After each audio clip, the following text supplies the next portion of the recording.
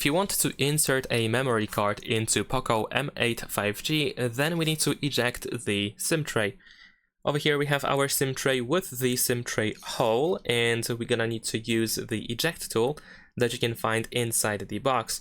We're gonna put the eject tool into this SIM tray hole, there we go, and then use a little bit of force in order to push it into the phone to make the SIM tray slightly pop out.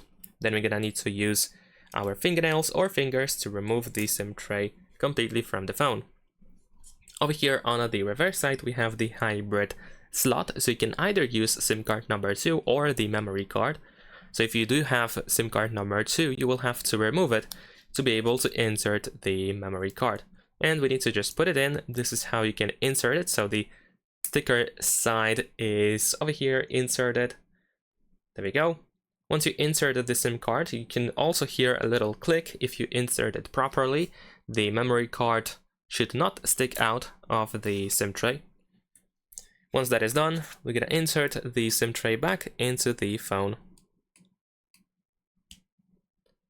There we go, just push it all the way in, make sure it doesn't stick out. And that is pretty much it. Subscribe to my channel.